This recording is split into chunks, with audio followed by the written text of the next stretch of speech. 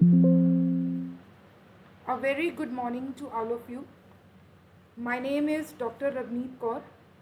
I am very happy to share my knowledge with you on Criteria 6, which deals with governance, leadership, and management, which is very important criteria. When we look at the current mechanism of NAC assesses self-study report in three ways: the SSR, the peer team visit, and student satisfaction survey. So, criteria 6 is primarily related to the peer team visit.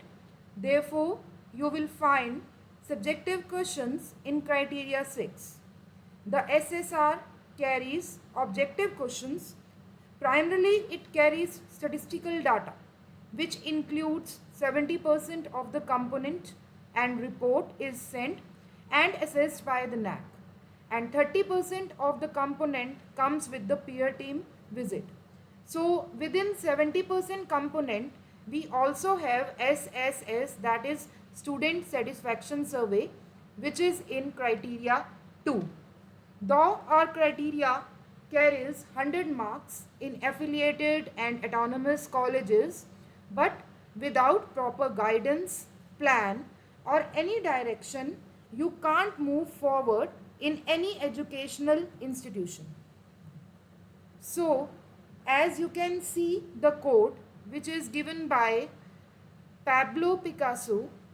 So the quote says, our goals can only be reached through a vehicle of plan in which we must fervently believe and upon which we must vigorously act. There is no other route to success. So this is what the total criteria 6 is based on, right? That is how we are going to set a benchmark and prepare a proper strategic plan and then deploy it. So with this, let me give you a brief overview of criteria 6, which has 5 key indicators. First is 6.1, which is about institutional vision and leadership, which is having total weightage of 10. Then second is 6.2, which is regarding strategy development and deployment with the weightage of 10. Then third is about faculty empowerment strategies, which is having a weightage of 30. Then 6.4, that is fourth one, is financial management and resource mobilization, which is having a weightage of 20. And then last one is fifth is internal quality assurance system, which is having weightage of 30. So total weightage is 100, which is distributed among these 5 key indicators in criteria 6. So first metric number is 6.1.1, which is the governance of the institution is reflective of and in tune with the vision and mission of the institution. So an expression of policy is the vision and mission statement. So we can say that it is a benchmark, and any standard that is to be met but must also be ethical. So ethicality is the main benchmark of vision and mission statement. Let me explain you with the help of an example. For example, we are an organization with 100% success rate. Since all our students pass, it follows that they are morally sound. It is important to realize that an organization cannot expand if its sole goal is to pass its students. Therefore, the organization's vision statement should always be brief, it should be meaningful, and it should provide a general overview of its goals. Thus, we must re-examine the question while discussing the vision and mission statement. So, what we have to include in this is that we have to describe the vision and mission statements. Secondly, in what ways does good governance, this governance, demonstrate effective leadership? So it indicates that a lot of actions will be carried out in an organization based on its vision and mission, and these activities will represent the organization's vision and mission. And there, that leadership will be a reflective leadership if they are going to work together. So the two key factors should be noted here. First one is the organization needs to have a vision and mission statement that is clear. Secondly, an organization needs to have a mission statement and vision that are ethical.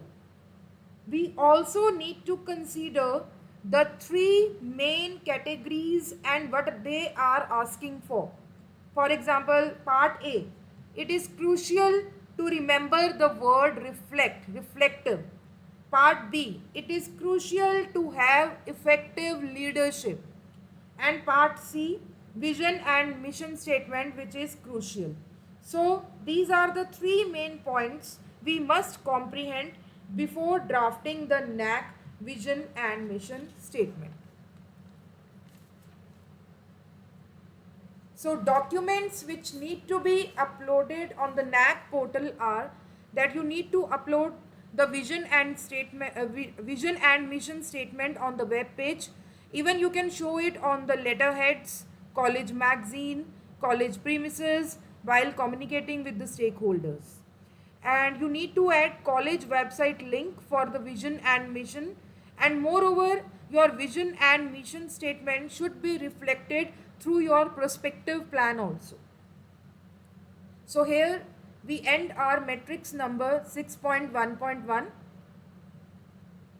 Now next metric number is 6.1.2, that is the effective leadership is visible in various institutional practices such as decentralization and participative management.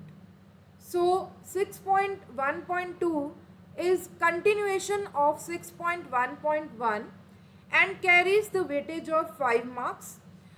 This is also related to peer team visit. So let's use an example to discuss it. We claim that there is greater governance when we talk decentralization and participative management. It implies that no authority is confined to the possession of one individual. That means that there is sharing of responsibilities at various levels.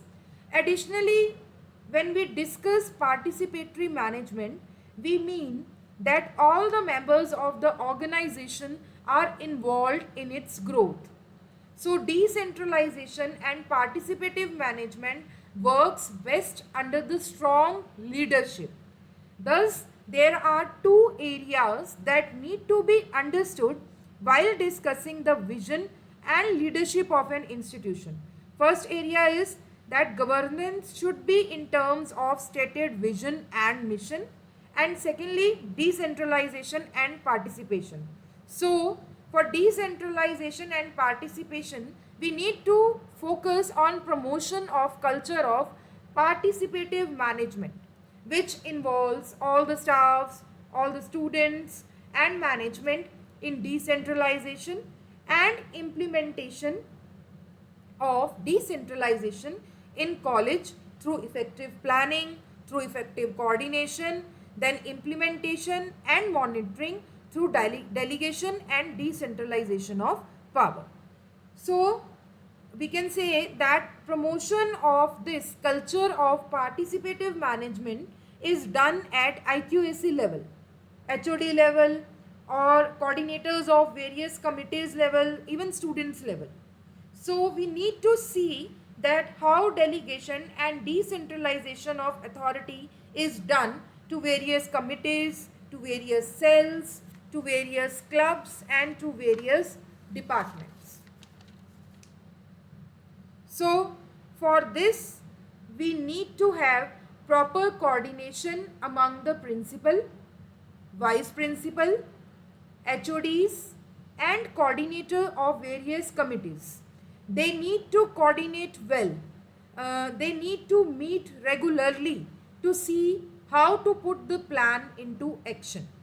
So the documents which need to be uploaded for this matrix are that you need to show a case study of the participative management, that how participative management exists in the college.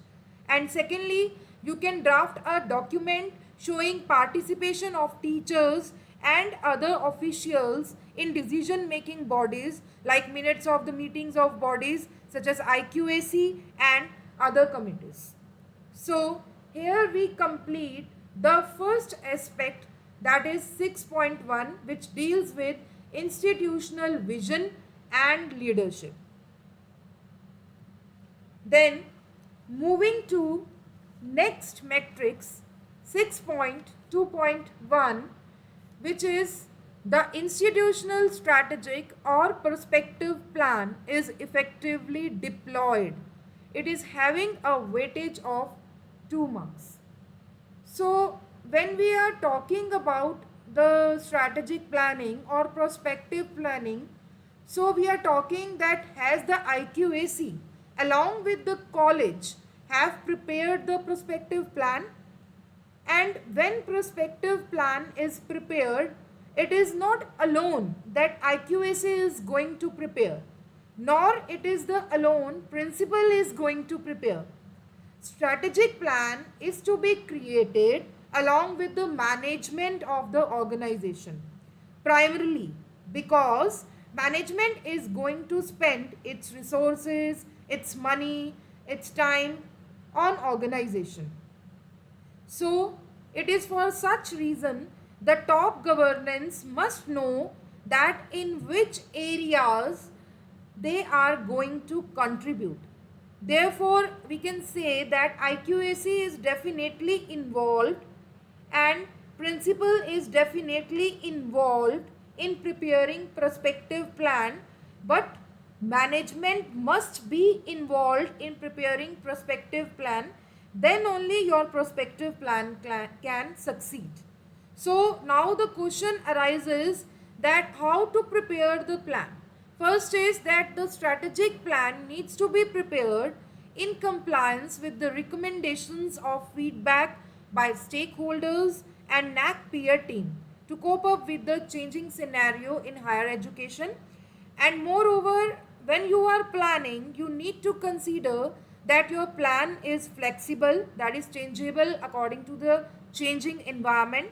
Secondly, the objectives which are formulated in the plan, they should be attainable, they should be measurable, they should be realistic, and they should be time bound. So we can say that there are two ways by which prospective plan can be prepared. First is traditional way. Suppose just I am taking one example. Suppose NAC has 7 criteria 1 to 7, and we are going so and so. We are studying first criteria, then we are studying second criteria, third, fourth, fifth, until 7. So you will disturb the criteria, right? You will disturb the criteria, you will disturb the areas and start working on them. And then you will make a plan to which a component is possibly going to complete in which month or quarter of the year. So this is the traditional way in which you are step by step you are disturbing the criteria and you are choosing the area and you are working on them. And then you are going to complete your plan in a month or quarter of any year.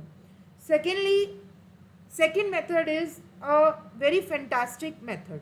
Suppose we are going to construct a building. So I am taking an example. Suppose we are going to construct a building. So when to construct a building or why we are constructing a building? This is a very crucial question which comes to our mind. So when we are constructing the building, we are constructing the building to offer new courses. So what are the courses which you are going to offer? Like we will offer courses which provide education, right? So there are certain points which are covered in this. So point number 1 is new construction, and point number 2 is along with the construction, new classrooms. Then new classrooms require new courses require more teachers. So along with teachers you require more labs, more computers, more laboratories. So all this can be quantified very fantastically. So these are the two effective ways to achieve your prospective plan. So now organization needs to think how prospective plan is to be written, and without management support no prospective plan should be created. It must be followed and it must be broken down into steps like first year, second year and third year, so that it is represented very well. Then very important, next is need of plan, or why we go for this, why you are planning, why you are going for strategic planning or prospective planning. So first is to ensure accountability. Accountability here means that to ensure accountability, because wherever authority is there, one needs to have accountability. New, each and every person who is there in the college, whether it is new or old, or you are a college or an educational institution, they are accountable to whatever the goals, whatever the targets they have been given, whether it is teaching, whether it is non-teaching. Secondly, we need to see that how to incorporate the expectation, like this is the point, to incorporate the aspiration of stakeholders. So we need to see that how to incorporate the expectation from the students, the expectation from the parents, the expectations from those people who get in touch with the organization, like industry people. They are the recruiters. They expect certain skills and knowledge from the students. So what are their aspirations? And this prospective plan helps in organization growth also, that is to assist in expansion of the organization, because when you compete in this global world, right, that is to impart global competence, that when you want to compete in this global world, then one need to see that how we need to impart global competence among the employees and among the students, and how we are going to use whatever existing resources are there, that is optimum utilization of resources. So if we have a plan, if we have a goal, and if you have a target, you will know how to utilize them. And ultimately any college is, if we want to see that how to make our students ready for any job, so when you have a strategic plan, you need to take into account all these things. Then most importantly, what are the documents which need to be uploaded on the website? You need to prepare a proper strategic plan for 5 years, and you need to upload that plan on the college website along with the supporting documents. Supporting documents can be uploaded on the NAC portal, but on the college website you can upload your complete detailed prospective plan. And moreover, you can prepare and communicate the prospective plan including assessment period and future. Then next matrix is 6.2.2, which is the functioning of the institutional bodies is effective and efficient as visible from policies, administrative setup, appointment and service rules procedures. So this carries a weightage of 4 marks. So we have made a mention in 6.1, that is how the leadership is participative and how the work is getting distributed. So second part is that it is just not that the how leadership is going to be distributed. It depends on what policies you have, right? The policies, they really matter. The policies, they need to be written down on the paper. Whenever anything is to be done in the organization, they first refer their policy manual. So policy is first mentioned out, and then comes the next step, that is process. uh, just taking an example, for example, there will be a policy statement to an admission. Let's take an example of an admission, which could be admission to every eligible student. So the policy of eligibility comes in over here. Then those become processes. How they become processes? Like we are having visible from policies, administrative setup and procedures. How it becomes processes?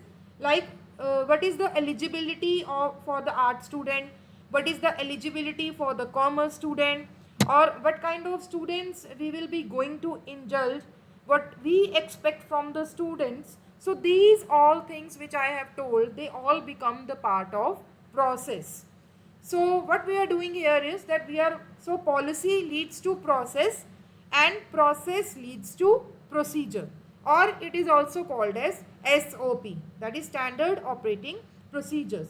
So SOP will be taken care of at the ground level. Like I have taken an example of admissions.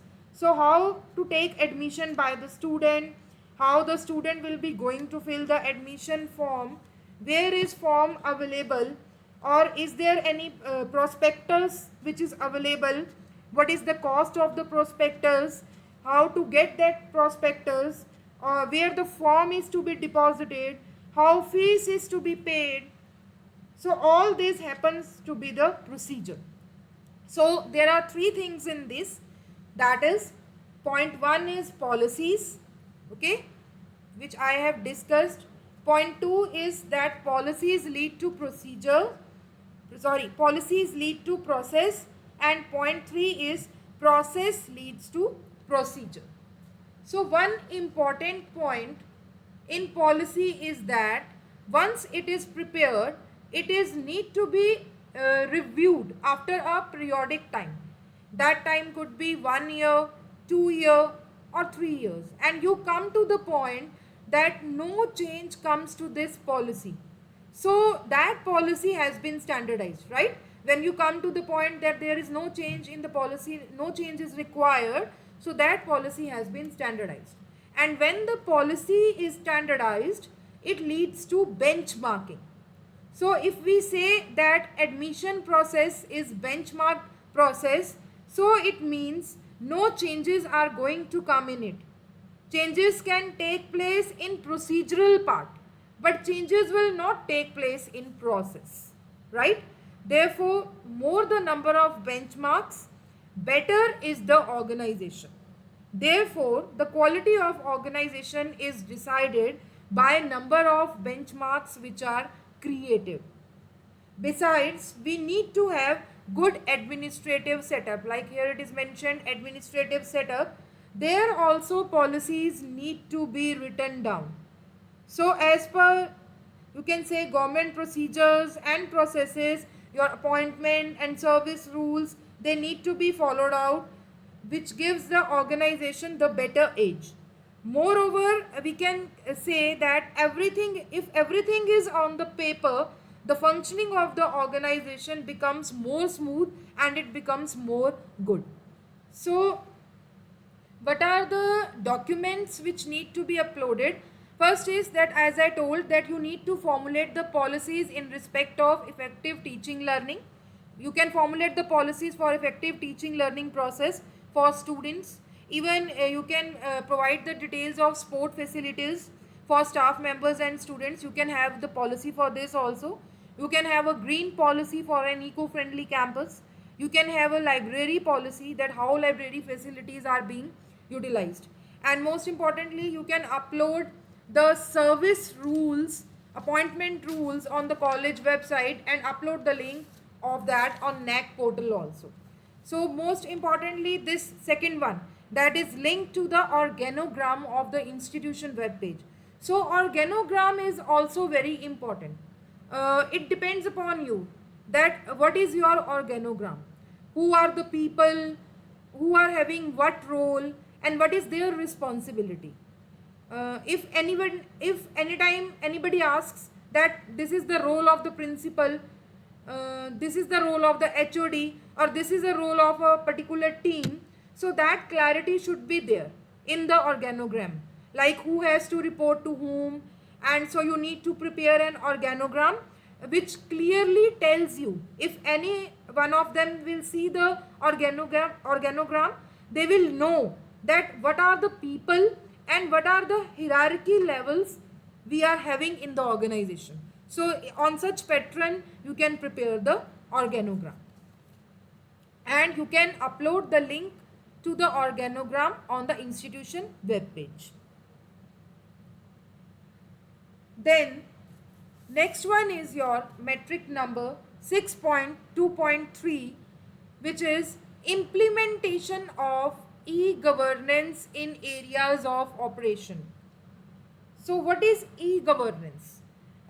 In the past 2 decades, e-governance in India has really improved. But if we look at the present scenario and we talk about education sector, in which there are certain gaps, like lack of infrastructure is there, which is very old, our syllabus is obsolete, even funds are inappropriate, uh, governance is scattered, qualified staff is still the need of the hour, high dropout rate is there, unemployment is very high, so effective evaluation and monitoring is also very very poor, right? So in this case, governance with the help of technology is one way by which we can cover some of the areas. So NAC aspects governance in these following areas. Number 1, administration, that is administrative governance. Number 2, finance and accounts. Number 3, student admission and student support. And then number 4, examination. All these processes need to be supported technologically. Like, just taking an example, suppose the college has strength of, suppose any college has the strength of 15,000 students. It means it, just taking, like, it has at least 180 programs, or you can say another 200 courses to go on. So now this admission process is very robust, be it is small, be it is big.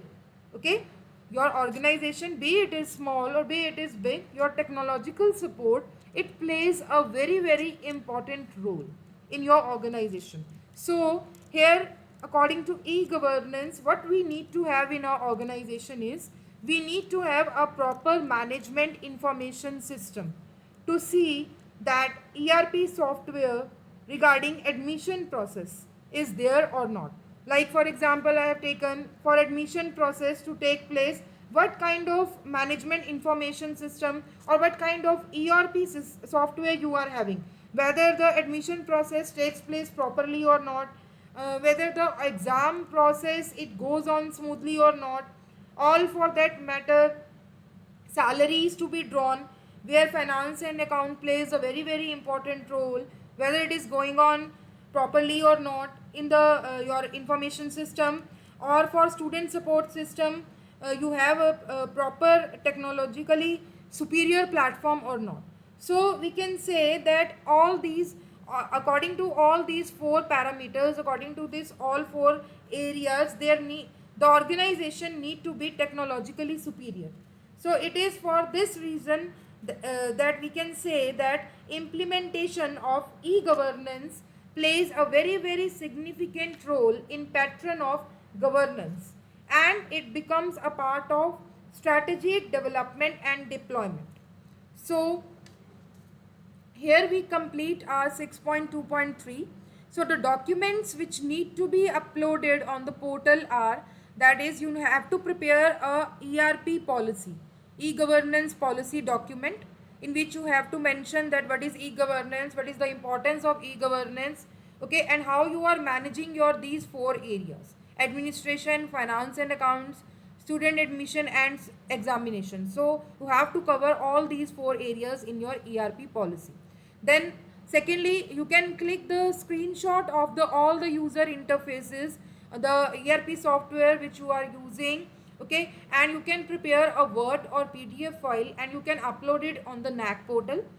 Thirdly, you can prepare the data template also regarding the details of implementation of e-governance in areas of your administration, finance, student admission and examination. So here we complete our matrix number 6.2.3. So that was all from my side. I would like to thank you for patiently listening me, and I will love to have all the queries. If you have any queries, then you can mail at ravneetkulati08 @gmail.com. Thank you.